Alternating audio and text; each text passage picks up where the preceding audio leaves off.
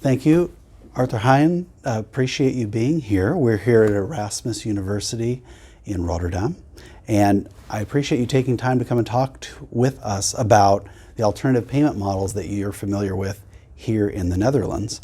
And so I wanted to see if maybe you could introduce yourself to our audience, and then we can dive into some topics.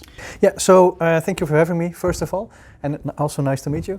My name is Arthur Hayen. I have a PhD from Tilburg University in health economics.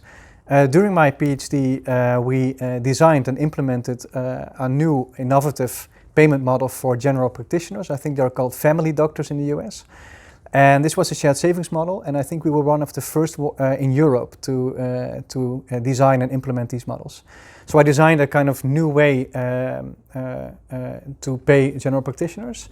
And apart from designing the model, I also got the chance to evaluate this model. So what was the impact that this model had on spending and quality of care? And apart from my interest in financial incentives for providers, I'm also interested in the effect of financial incentives on patient behavior. So, for example, I'm very interested in how patients respond to deductibles and co-payments in healthcare, and especially I'm interested in like the irrational responses and using these irrational responses to their own advantage. I think that would be like an ideal scenario for me. Yeah.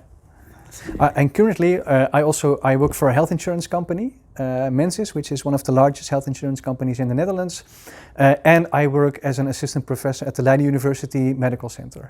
So that's fascinating. I know you and I both read all the healthcare news every day, and we see a lot of terms being thrown around, maybe very broadly, value being one of them.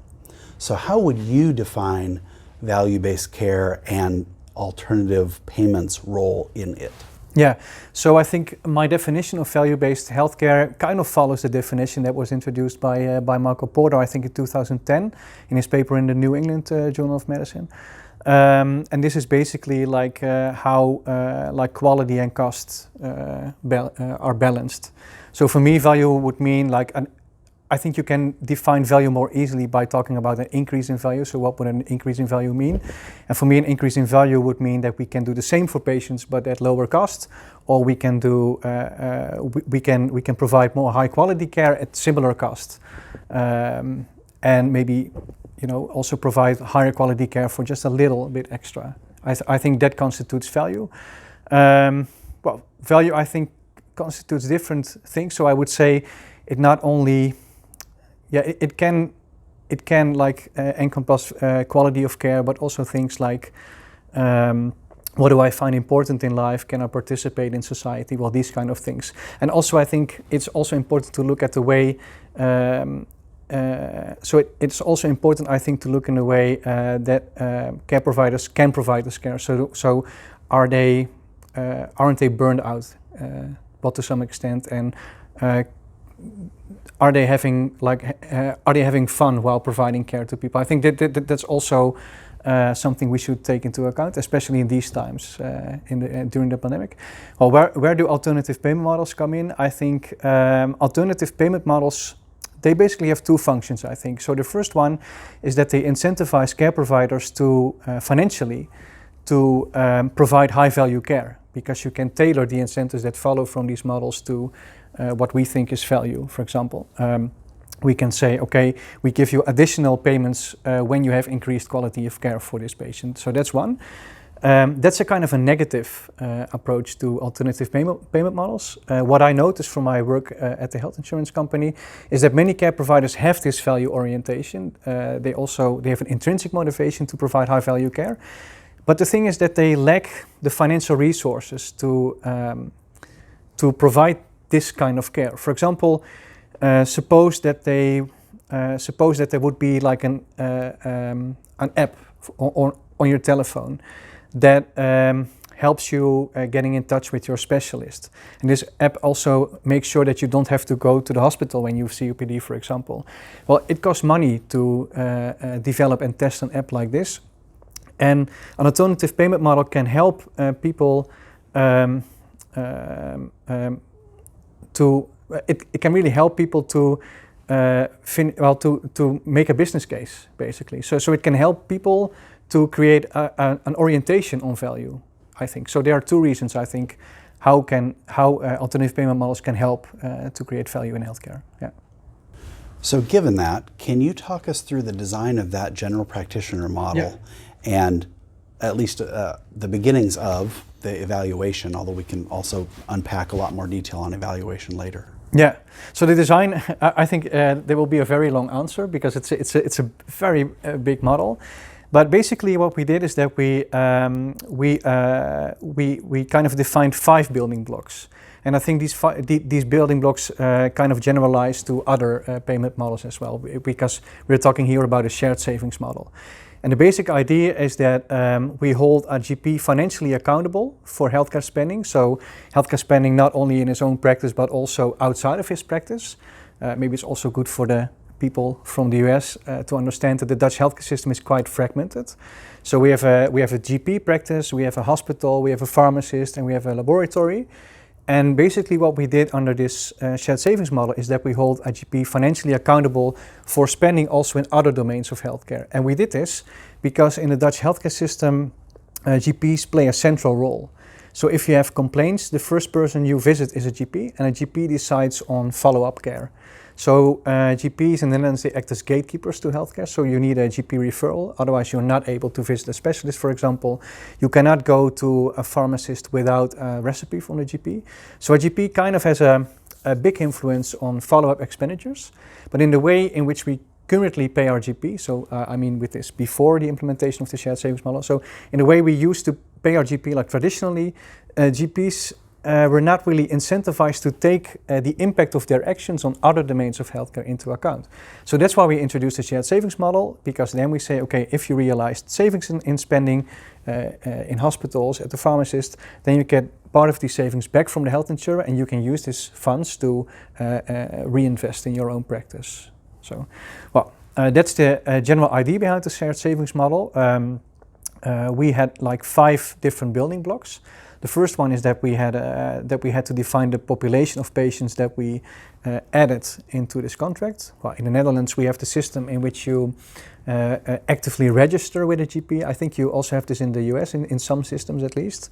So we used the patients that were on the GP list, basically.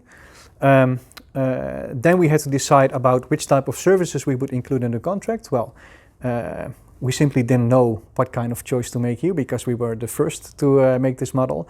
So we basically said, well, you have such a large impact on other domains of healthcare, we just include every kind of health expenditures apart from dental care, because in the Netherlands you can visit a dentist without a GP referral, so it would not make sense to make the GP, or hold the GP accountable for dental spending. Well, so we had the GP list, we had all types of healthcare expenditures. Well, then the question is, if you sum these expenditures by the end of the year, then you have to somehow say whether this constitutes a saving, yes or no, right? And for this, we had to make up a spending benchmark. So we had to think about like a benchmark against which we could evaluate spending. The benchmark was like a weighted average of a GP's historical spending multiplied by a national growth rate. I think this was quite similar to, or it was maybe exactly the same as under the Medicare Shared Savings Program. The fourth building block is how do you share savings, and when are you going to share savings? So basically this question, well, if a GP exceeds how do you say this, has spending below the benchmark, is this immediately a saving, or does it has to pass like a statistical test before we say it's a saving? And the fifth part, the fifth building block was about quality, because we didn't want GPs to realize savings at the expense of quality, so we defined a couple of quality indicators here. So we had like a kind of nice system in which GPs could earn points for quality, and the more points they earned, the higher the sharing rate. I think this is also similar to what you would observe in the US. Yeah. Mm-hmm. So in a nutshell, that was the design of the shared savings model. I was just thinking about from the perspective of a given GP, that might be a little scary because they have so many. I guess this was on all of their patients, right? So it was on what, an average of 2,000 or more than 2,000 patient panel. Okay, so there's some large number there to help wash out the risk of having a bad cancer case or some other terrible disease. How many years of spending were used in the rolling average? 3 years, yeah. Okay. But I think for your concern is basically, well, okay, the GPs now have to assume some kind of risk, right? Mm-hmm. And what we did to mitigate this risk was that we kept expenditures at the 99th percentile.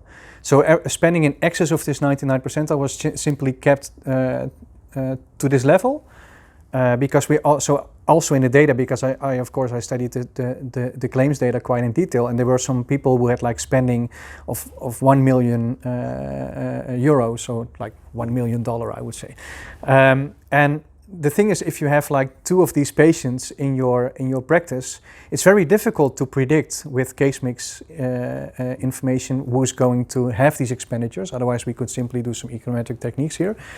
So that's why we had to cap expenditures, and that's one way in which we mitigated the risk for the GPs. We also said, well, not every GP can participate in this model. Like only GPs who have a very large panel of patients. And I think that we recommended that there would be a minimum of 5,000 patients here. So if there's a person who spends a lot, then this will be, it kind of averages out, I think. And 5,000 is quite a considerable amount, I think. And that approach of using the 99th percentile to eliminate outliers, Yeah, that sounds like a very yeah. smart idea. Wow. Okay. Well, it sounds like you really covered a lot of bases, and you looked at total cost of care and the referral patterns and the impact on outliers and mitigating risk for physicians. And how many years has this model been in place now? I think it has been in place for I think 7 years now in total. Yeah. Okay. But it took me 8 hours to design, 8 years to design this model. So it was kind of a biggest project of my life so far. Yeah. I'm quite sure that's a huge challenge. Yeah. So backing up a little bit, what was the problem? Why did your organization, or the Dutch government decide they needed to take action at all? Why not keep going on the old path? Yeah, there are a couple of reasons for this.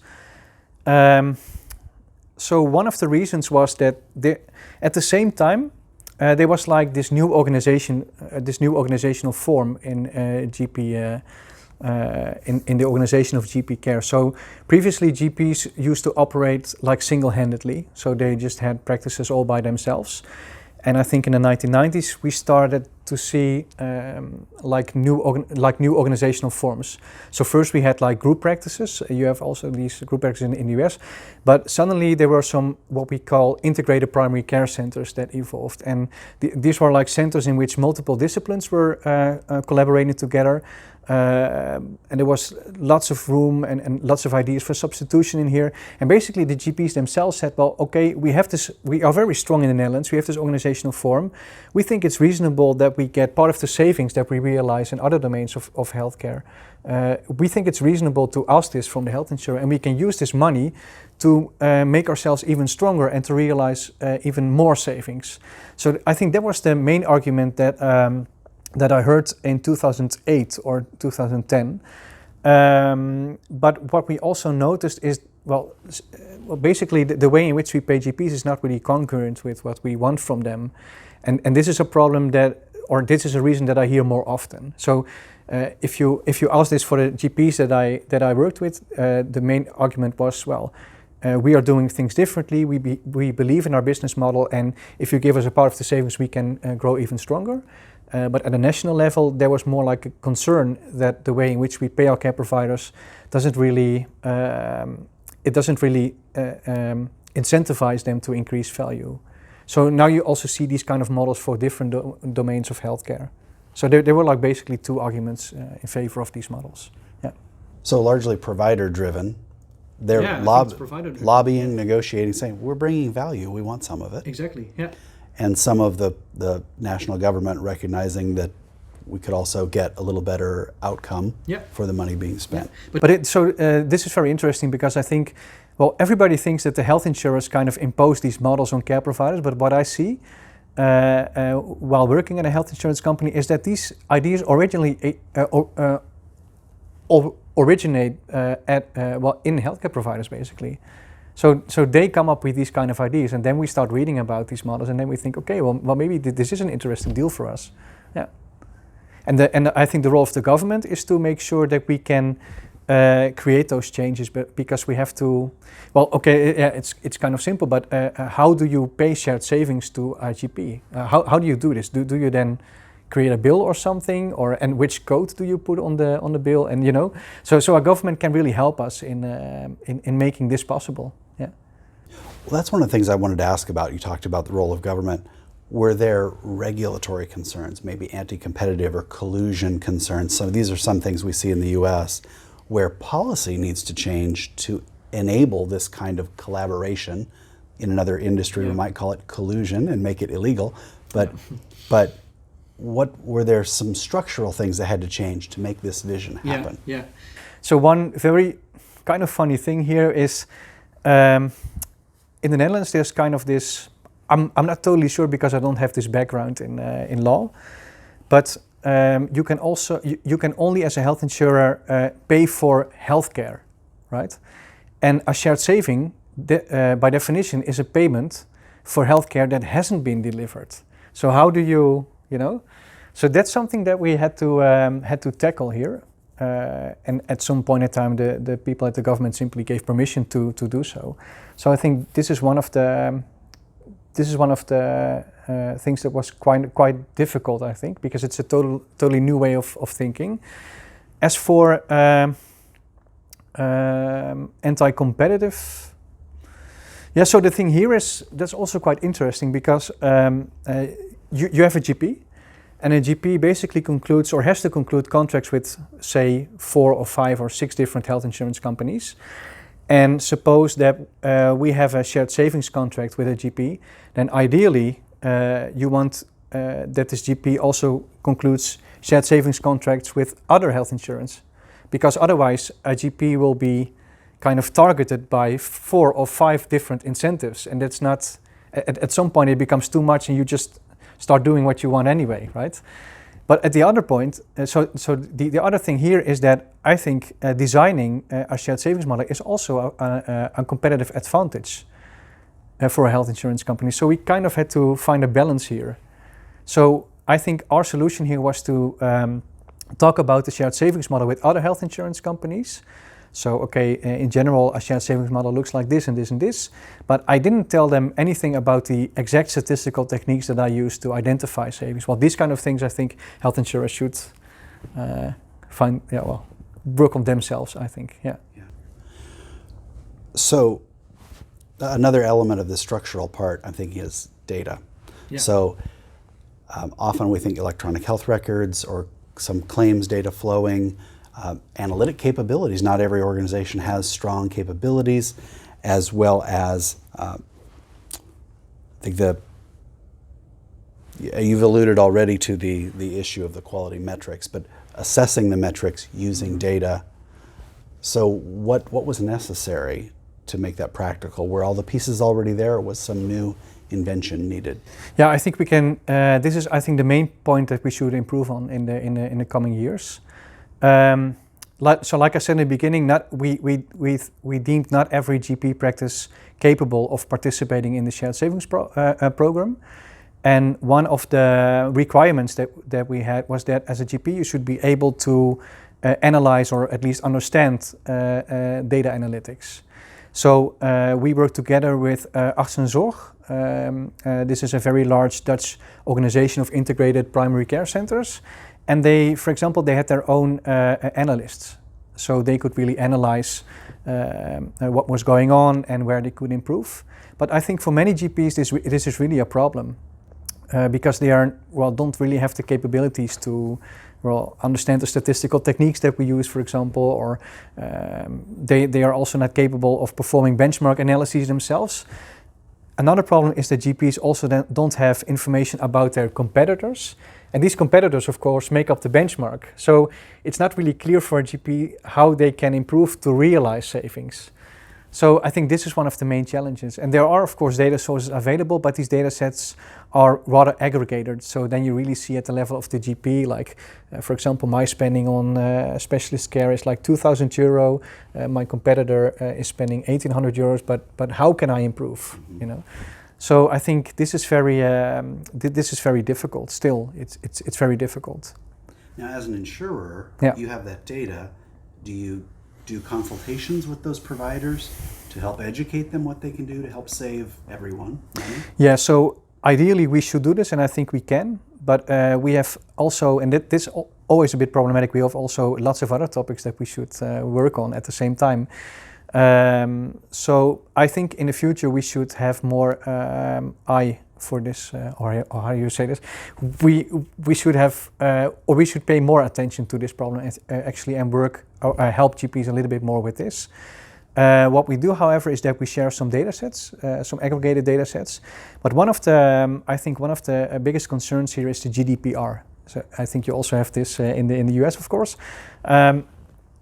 Ideally, if a GP asks me, okay, what are my most expensive patients and what have they been up to, I would like to show the GP the records of these patients so that the GP kind of understands what has happened to these patients. Because for a GP, this is often a black box. Because as health insurer, we are the only party who receives claims from all the parties. But a GP doesn't really know whether one of his patients has picked up his medication, yes or no. A GP doesn't really know whether, maybe he will know at some point, but it's not always the case, whether a person has really received high quality care at a hospital, for example. And ideally, I think, I really would like health insurers to be able to share these data at a more detailed level with a GP.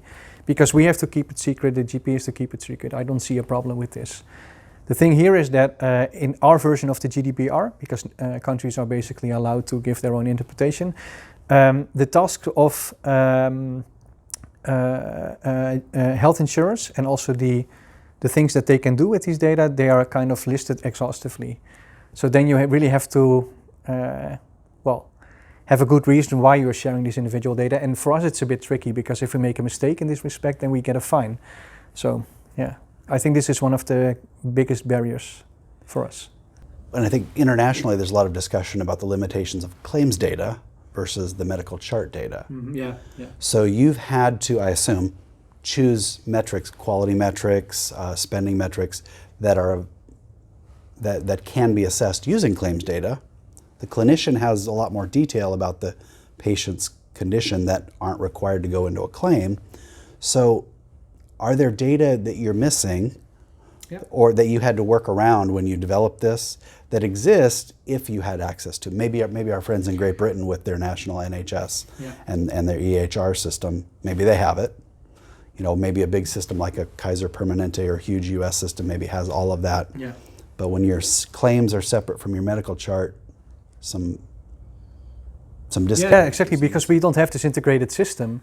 So here we just do this based on trust. So we have this Excel form and we basically ask GPs to fill in these data. So how many of your diabetic patients have a higher blood sugar level? What is, so have you recorded their BMI levels, for example? We just ask them and they have to fill this in, and we have to trust that these numbers are accurate. So that's the only way in which we, So a GP has to go through an Excel sheet for hundreds of patients. No, yeah, okay, but in the Analyst, the GPs register these numbers anyway. And because we were working with this organization who had their own analysts, they could fill in this information for us. It took them quite some time, but this was for us the only way in which we could obtain these quality data. Other than that, I think we can also say something about the quality of care if we look at the claims data. For example, if you are a diabetic patient, it's quite interesting, I think, to see, okay, what's the percentage of patients who had a complication? For example, eye problems or foot problems. That's something that we can check in our data. How many of statin users develop a heart attack? Well, these kind of things. I think we can find these things in our data, but ideally, I think for me, quality constitute things like, I have some knee problems, can I walk the stairs again? And for me, it doesn't really matter what kind of healthcare process was helpful for this result, but I'm just interested in whether patients can climb the stairs again, and that's something that we have to ask the patients. So you're looking at PROMs or other types of... PROMs. Yeah, ideally we want to look at PROMs, but and I think for some programs we actually do. Yeah. So we have these bundled payments, for example, for hip and knee replacement, and I think we ask for prompts over there. Yeah. So I think for us that's the, or for me at least personally, I think this is the best way to value or to measure value in healthcare, because ideally that's the outcome that we want. So yeah. So as a payer, you haven't been able to dive into things like, and you mentioned chronic disease, what's my A1C? You just know whether I got a complication. You leave it to the provider to find a way to help me manage my A1C or my blood pressure or whatever, my vital statistics. Yeah. Okay. Yeah, but it's also, I think the core of accountable healthcare is not that we say to a care provider, okay, you have to do this and you have to do this and you have to do this, and then we give you savings. Because it's a bit strange if you say, okay, I have a reward for you, but you get this reward or not, or maybe you have to pay a penalty, and at the same time I'm going to tell you exactly what you need to do. That's not fair, right? Because so basically what we say is, okay, we're going to give you a shared savings payment, or you have to pay the loss, right? But you can decide yourself what you think is best for the patient. So we don't tell care providers ideally how they should work. We do have some process measures for things that are very important, but other than that, I think the core of accountable care is that you also give providers the freedom to decide themselves how they should or how they want to treat their patients and what they think is best for the patient. So for the most part, you've skipped over the process part of quality and looking at outcomes as best you can assess them with claims data. Yeah, but so we designed this model, I think, in 2012, and then we only had I think the quality measures that were available were process measures, but we knew right away that this wasn't the way for us to measure quality, because accountability means that you also should give the other party the freedom to decide how they want to fulfill this accountability. So for us, it was not ideal, and we also said, well, if in the future prompts become available, or PRAMs, for example, the experience measures, then we want to use those. But it's difficult because you have to set up a new kind of data collection here. Yeah. This is fascinating because so many organizations and systems, including within the US, use processes as one of the key measures. And it's sometimes, in some cases, hard to get it from the claims data. So you need other sources. I like the philosophy. It's very interesting that we shouldn't micromanage the how, only the what, only the outcome. And I wondered, maybe diving into the background, and this goes to the issue of designing the system in the first place, who did you need around the table when you came up with this? Did you as insurers just read the literature and say, this is what we're doing? Did the provider community, bring it to you on a platter, all designed? Or was there some meeting around a table that collaborated on the design? Yeah, so what we did, I talk about we here, but the thing is that the health insurance company hired a university to design the shared savings model, and I was working at the university at that time. so I designed the shared savings model, and the thing here was, there's always this kind of, of course, the relationship between a health insurance company and a care provider is always one of negotiating, right? So I would fully understand if a care provider says, okay, I do not fully trust a health insurance company in this respect, and maybe they have thought about this and they only propose these kind of models, and maybe there's this fourth one that is even more optimal for us. I totally understand, and that is why the health insurance company hired a university, because we were independent, and also part of in our contract it was stated that we were independent, and the idea here was that we so I was basically asked to design a shared savings model along these 5 building blocks that I discussed earlier. And after each building block, we had a meeting with the director or the board of directors of the GP practices and with the health insurance company, and we would only proceed to the next step when there was consensus.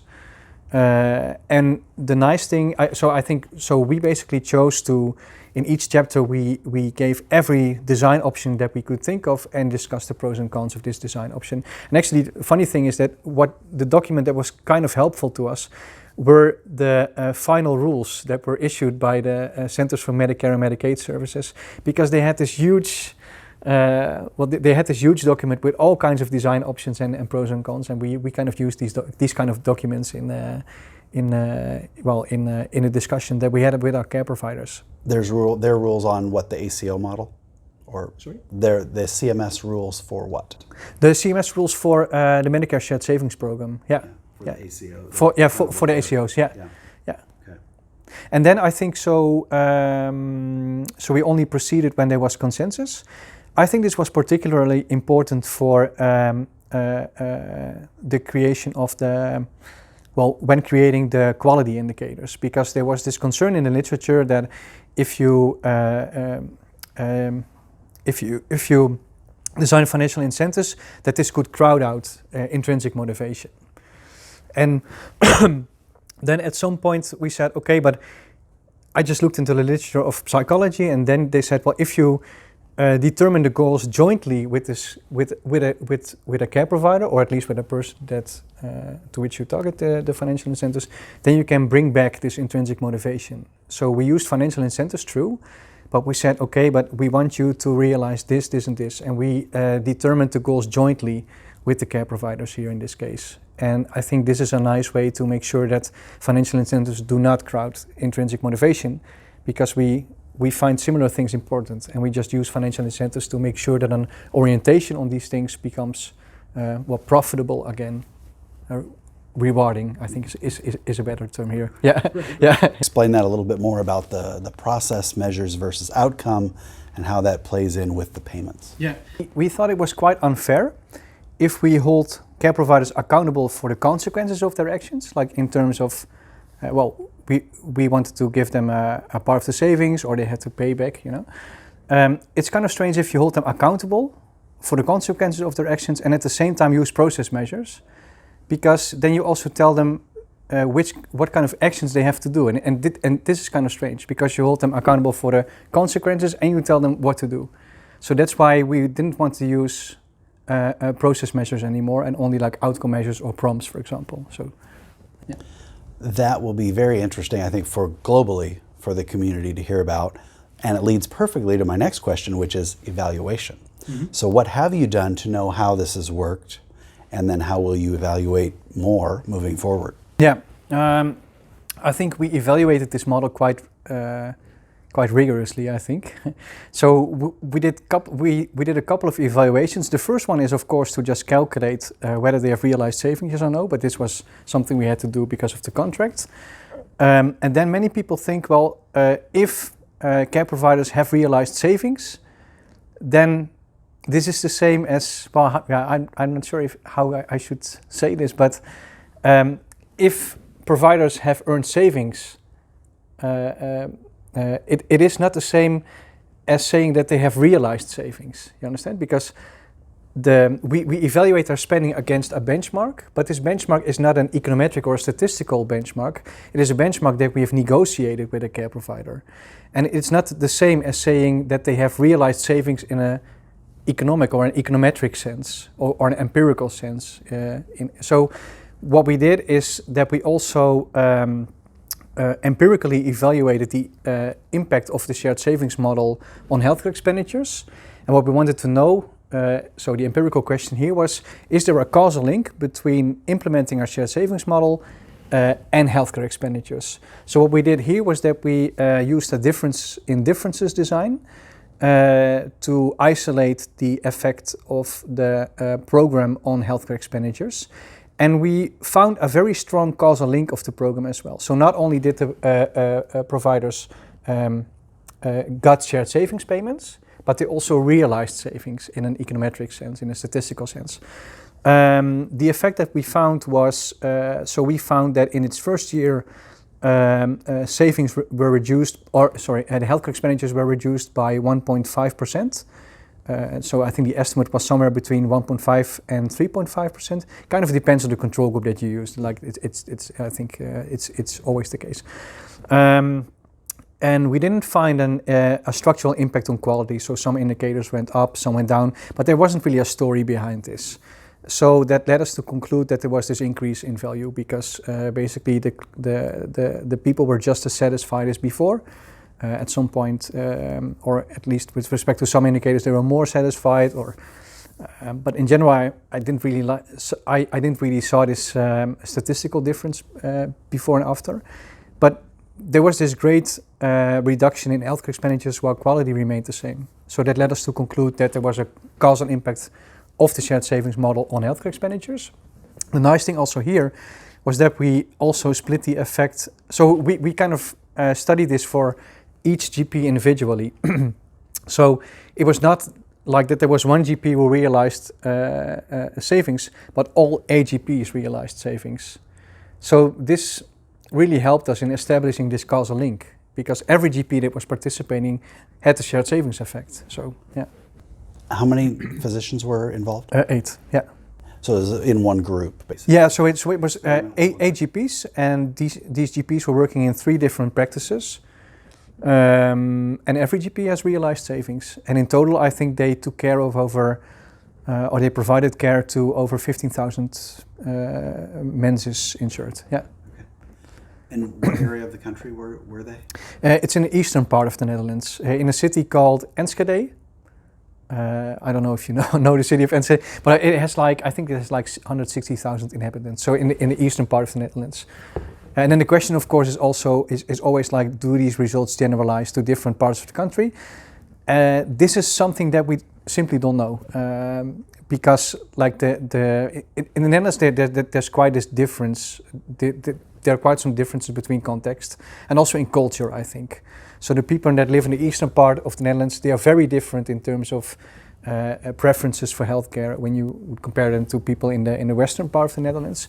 We simply don't know whether our results would generalize to different parts of the country, and that's the reason why the government has asked us to do some more research on this, because they want to know whether changing the way in which we pay our care providers could really lead to savings on a macro level, and that's something that they simply cannot estimate now. They only have these savings at a very local level. Yeah. Great. Can you unpack a little more detail on the getting the savings versus the econometrically measured savings? Is it just about who accrues the savings? No, yeah. Okay, so versus what? No, yeah. I see. It's very difficult for me to explain this in English, I think. But the thing here is that I think if you want to investigate the causal impact of a shared savings model on healthcare expenditures, then you want to know 2 things. The first thing is what are the healthcare expenditures of the participating practices, and what would the healthcare expenditures have been had they not been participating. And the difference between those 2 is the causal impact of a shared savings model. In a shared savings model, we have 2 things. So we have the expenditures of the practices that have been participating in the model, and we have the benchmark. And the thing here is that the benchmark is not the same as the healthcare expenditures that the parties would have, or the GPs would have had when they had not been participating in the program. Because a benchmark is not necessarily the counterfactual. A benchmark is something that you negotiate. So here we say I'm sorry. So the benchmark wasn't the 3-year rolling average. No, the benchmark was the 3-year rolling average. But the counterfactual is not by definition the same as a 3-year rolling average. So a benchmark is something that you negotiate. So we said, okay, as a benchmark, we take a 3-year rolling average and we multiply it by a national growth rate. So that's the benchmark. But this benchmark is not necessarily the same as counterfactual expenditures. And that's why, so I think savings is, you can only say that there are savings when they will kind of outperform themselves. Like that. What are the counterfactual savings? Counterfactual spending. So counterfactual spending is something you do not observe, because it's counterfactual spending are the expenditures that would have happened when they would not have been participating under the shared savings model, but they did. So we can never observe counterfactual spending, and that's why we use a control group to estimate what counterfactual spending would have been. But the thing here is that a counterfactual spending does not necessarily equal a benchmark in a shared savings contract, because the benchmark, well, we could have chosen many different benchmarks. It's just something you have to negotiate. And that's why, that's also something that we realized kind of late, I think, because my colleague said, well, we have realized quite some savings because we paid them quite some money. But it's not necessarily the same. In our case, it was the same because in our empirical evaluation, we found that there was this causal impact and that we really had this reduction in spending. And we also, so they also realized savings in real life. Yeah. Okay, so thinking about evaluation, I heard cost of care. We went through that. You talked about the different outcome measures, which were things you could measure with claims data. Can you elaborate about efficiency of practices? I guess you observed that they had efficiency because there were savings, or maybe any more specifics about the kind of quality metrics that you measured, and it sounds like you didn't see changes overall. Yeah. So I think it's quite hard to say whether these practices were efficient right before the start of the shared savings program, but they have realized savings. So I think it's safe to say that they have become more efficient after starting the shared savings program. What we saw in the data was that they referred less or fewer people to the hospital. So that means that they also told us that, well, now it kind of, now we are kind of incentivized, they said, to talk a bit longer to our patients, because what they were, for some part, they were under a fee-for-service system, meaning that they get like 10 euros, I don't know the exact price, but they get a fee for each patient consult. And by law, they can only bill up to, I think, 10 or 20 minutes. But there are some patients need maybe an hour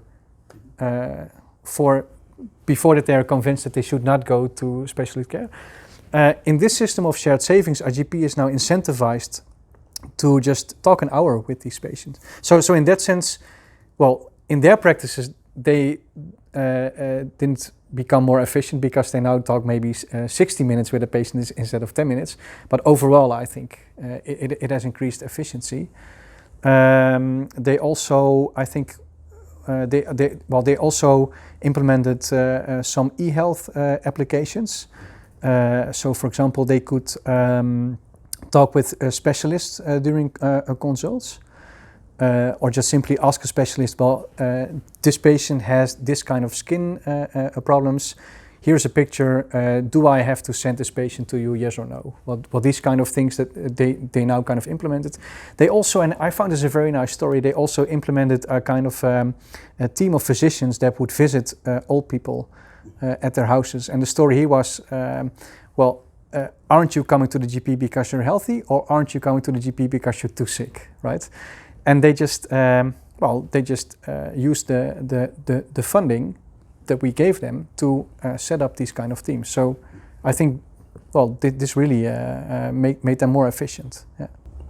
You mentioned e-health as one of the things that they experimented with, which would not have been paid before, fee for service?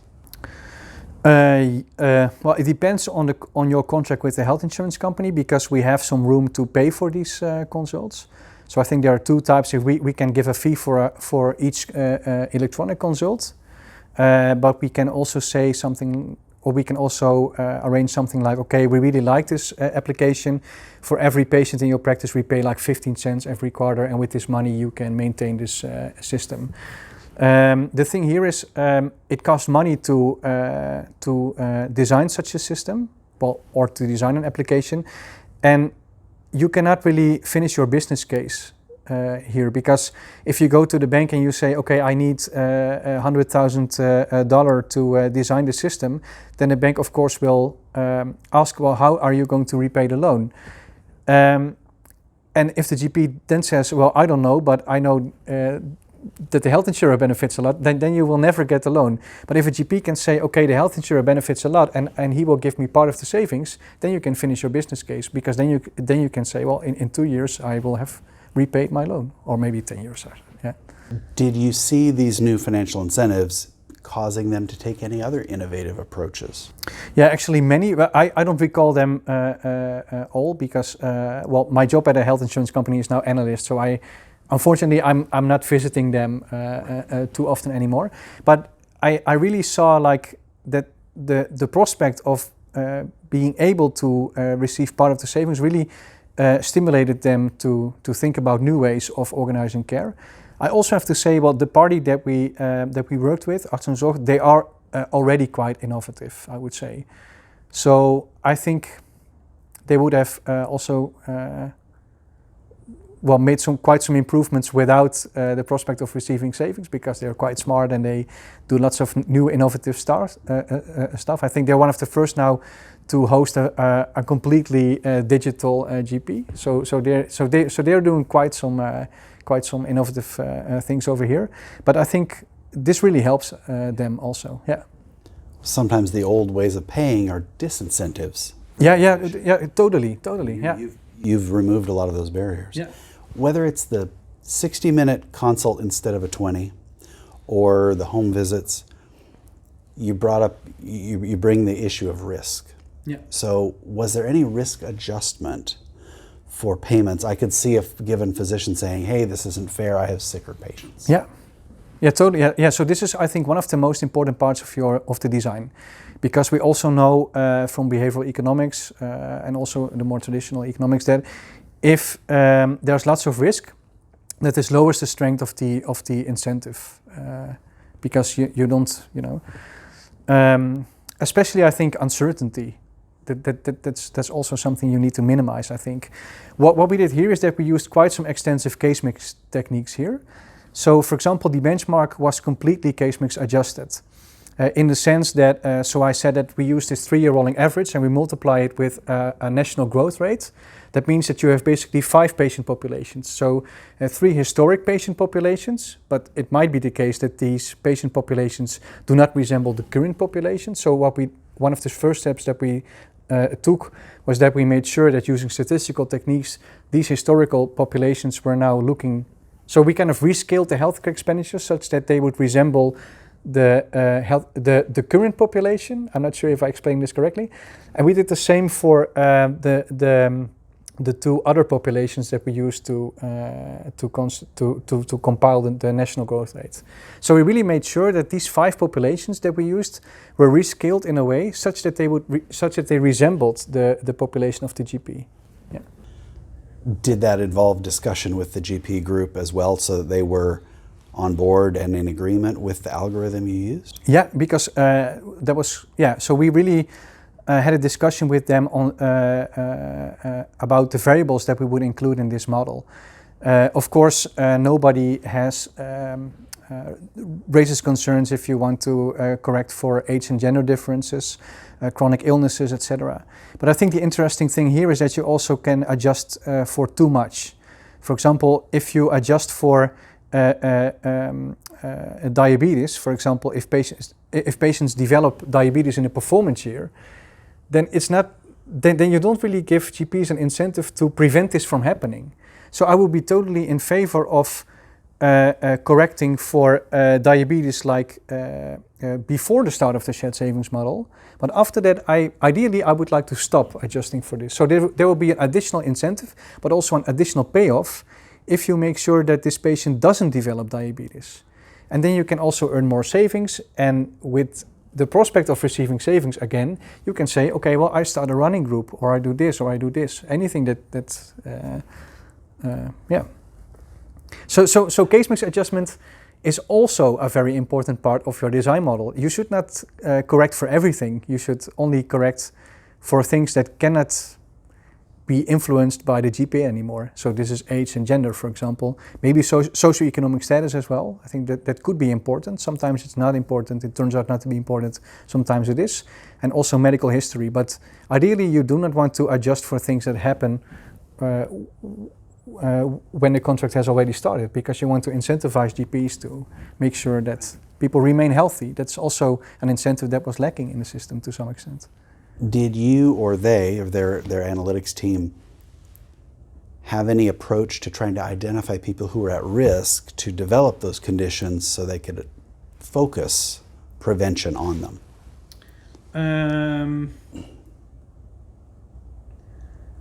I simply don't know, actually, whether they did.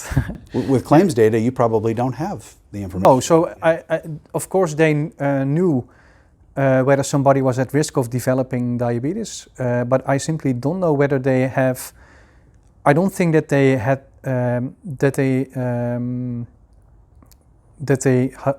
designed interventions around this. So in the Netherlands, it's already quite well organized. So for people that belong to a particular at-risk group, you can build a kind of a care program. So for people that are at risk of developing a heart disease, you have these special programs, and then you can bill these directly to the health insurance company. So in the Netherlands, this is already quite well organized, I think. So people that are at risk, they are generally admitted to this program. So there is no need for an additional intervention, I think, in this case. And GPs were also worried because this was also an interesting quality indicator. So how many people quit smoking, for example, or how many people do have a healthy BMI? It's quite difficult for a GP to have an influence on this because there are lots of other factors that have but I think the main challenge here is for a GP to think, well, how can I help people quit smoking, for example? There should be a way for GPs because, they are they are the party who can make this happen. At least they have the authority, they have the knowledge, they have a network. So so much more we could talk about. Yeah. So in closing, if I was a provider representative or an insurer representative and we were sitting down and said, we know we need to do this, what is your advice to somebody who's about to embark on the same journey? What do they need to do this right?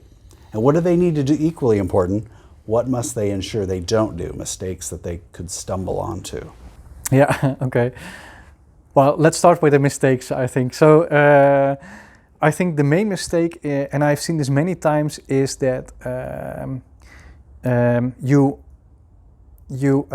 start talking with too many providers at once. So for example,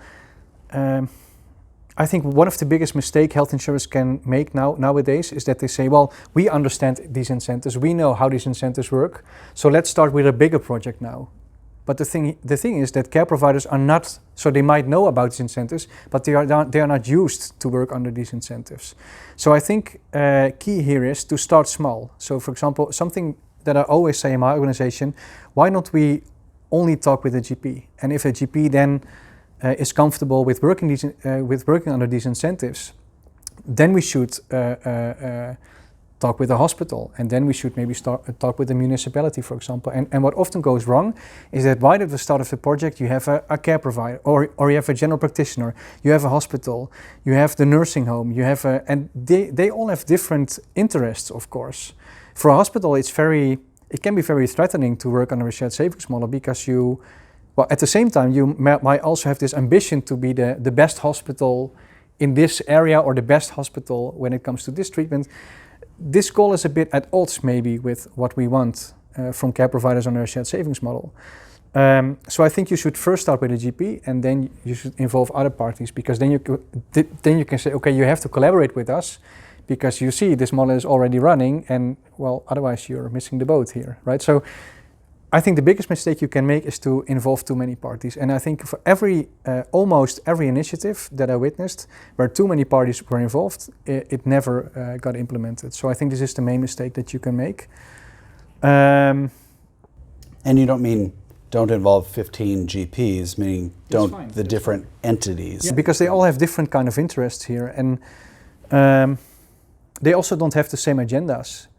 And I think so now in this time in the Netherlands, so many hospitals are facing the question like, should we grow?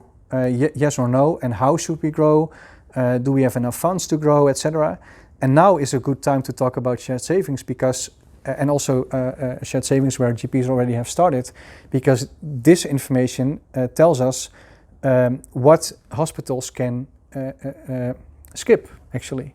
So the results from the pilot kind of indicate, well, GPs can do this kind of care themselves, they can do this kind of care themselves.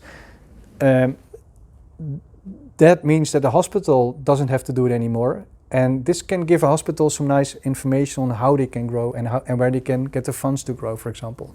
So, yeah. Other key things that a new entity needs to do to be successful? Yeah, so I think one of the key ingredients for a successful shared savings model is you have to make a design such that you minimize risk and uncertainty. So really think along with the GPs. So for example, this cap on expenditures, I think it was a great decision that we made, because otherwise we would have never, if there are like 3 or 5 people in your practice that make lots of expenditures, it's something that would have really harmed the GPs. So I think minimizing risk and uncertainty is one of the main design choices that we made, and also the way in which you correct for case mix differences.